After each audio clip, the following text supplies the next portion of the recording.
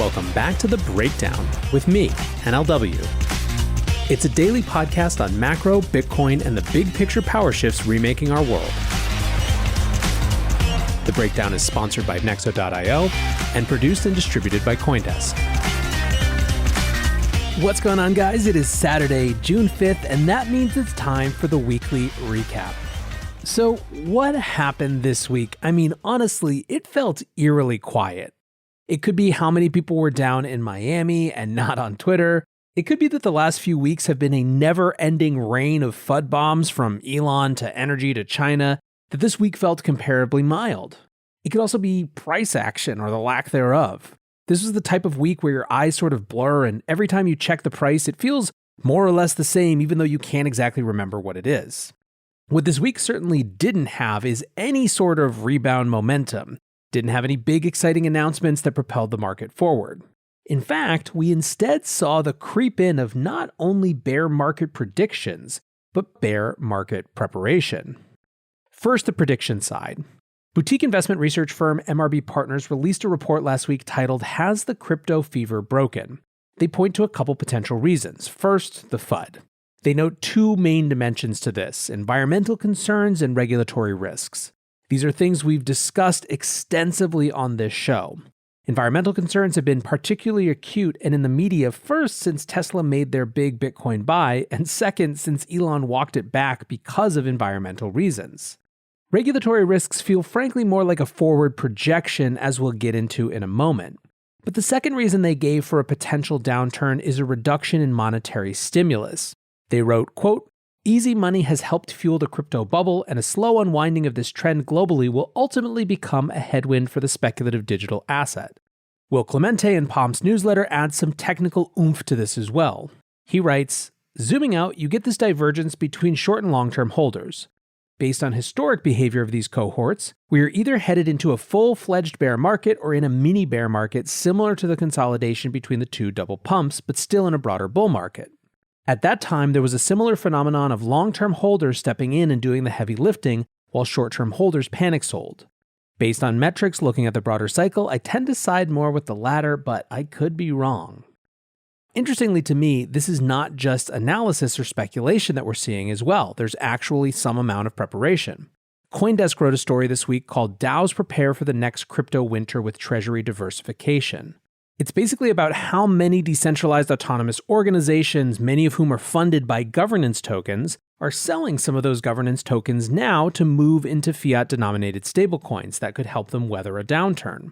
Now, I remember 2018 really well, and frankly, teams that managed Treasury well were often not only able to survive, but put themselves in a hugely powerful position relative to their peers. Those that didn't and just hoped that their tokens would return to their previous highs tended to perish. So I don't think it's silly for these DAOs to be starting to think in those terms, regardless of where we actually are in the cycle. But what do I think? Well, first, actually, let's talk about what you guys think. I did a poll last night on Twitter, and here's how it came out. Out of about 1,000 votes, 15% of you said the bull market was over, 54% said it's just a temporary break, and 31% said, who cares? There is a part of me that feels like the 54% is a little high and reflects what people actually hope for rather than what they think, but that's all right. Looking for the best way to unlock your crypto's liquidity? Nexo.io is exactly what you need.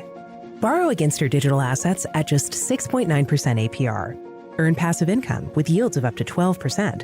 And swap between more than 100 market pairs with the Instant Nexo Exchange. Try the Nexo Wallet app to get the whole 360 degrees of crypto banking. Get started at Nexo.io. That's Nexo.io to get started today. As for me, well, first let's talk about risks. Where does all this FUD rank in terms of its capacity to end a bull market? There's a lot of it. I've discussed this week how ransomware has come storming onto the scene as the latest one. That piles onto China and environment and everything else. I think FUD can be enthusiasm and momentum dampening. But these aren't really the type of things that have the power to end a true bull market, at least not what we've seen so far.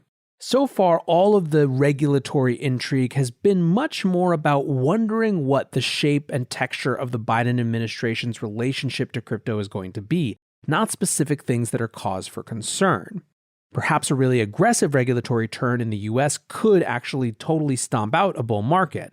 Something like the OCC reversing Brian Brooks era changes to how banks can interact with crypto and even explicitly disallowing them to have relationships with crypto companies. That would put a huge amount of what has driven this new bull run on ice. But what's actually happening now, the idea that they're simply reviewing those rules and how they were made, that's not something that ends a bull market. Instead, I might turn to bigger macro forces to understand this cooldown period. Let's turn to Chao Wang, who a couple weeks ago summed this up in this way. Quote, "I'm seeing a growing tapering narrative in the macro world. This is by far the most important thing you should pay attention to as far as the bull market is concerned. More important than any chart, metrics, or narratives you are looking at. Let's not pretend otherwise. Virtually every coin, company, and product in crypto is at least indirectly fueled by central bank-induced speculative fervor. So long as this is the case, we are highly vulnerable to central bankers' decisions." I also discussed this with Cathie Wood from ARK at Consensus last week. The market has been in a serious cool-off period with tech and innovation stocks. While all assets have benefited from the zero-bound interest rates of the last year especially, but even longer, this category of stocks have seen the greatest inflation in their valuation. The period of things like ARK's ETFs falling in the traditional stock market coincides pretty well with the legs down from the Bitcoin highs in April. If one believes that this Bitcoin price run-up was caused by a combination of 1, the narrative fuel of institutional investors getting into the space in part as an inflation hedge and in part because they're structurally being moved out on the risk curve, and 2, leveraged crypto traders trading that narrative, then what would happen when the narrative fuel starts to wear out? What would happen when the whole macro market environment enters a cooling wait-and-see period, where they're wondering, how will recovery proceed? Will inflation cause a big policy change? Will big government spending shift to a new normal that makes corporates double down on Bitcoin? These are all questions that feel very indeterminate and very relevant. Because of that, there's none of that big external narrative juice. Yes, long-term holders are scooping up Bitcoin at these prices, but not enough to drive it back up in a significant way. So to me, I kind of think it's impossible to tell whether we're in that double bubble situation or a shift back to winter. I will say, however, that the position I resonate most with on the poll is who cares. And I'm not just being glib. Think about the last bear market. During that time, there was the space for a huge number of strong, durable, Bitcoin-centric institutions to go out and evangelize the next wave of converts to the space, focused on the fundamentals of the asset, not the FOMO of the price. There was space for the Ethereum community to shift its priorities from tokenize the world ICO projects to decentralized finance, a new set of composable financial rails, again, which were born and grew up in a bear market, and frankly didn't even have a chance to run this time around in the bull market. Third, speaking of things percolating, the NFT craze again grew, developed, and eventually popped off during the bear market before this bull market even started. If anything, you could argue that the bull market did NFTs a disservice by inflating prices so quickly that so much stupid BS crowded out a lot of the interesting new approaches to digital art and fandom. Bear markets might not have the hype that bull markets do, but real things happen during them. Still, when pushed, I kind of have a hard time believing that we're going to see the same sort of multi-year crypto winters we saw in the past.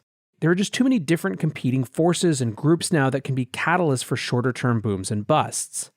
There are also structural forces, like I've mentioned on a previous show, such as the amount of capital that is out of the markets but still in stablecoins and easy to move back in. There are still tons of companies that have been orange-pilled and are working on their buys.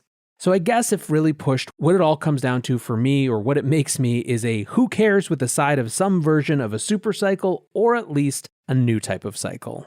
You can bet that whatever the case, I will be here every day talking to you about it and waiting to see what comes next.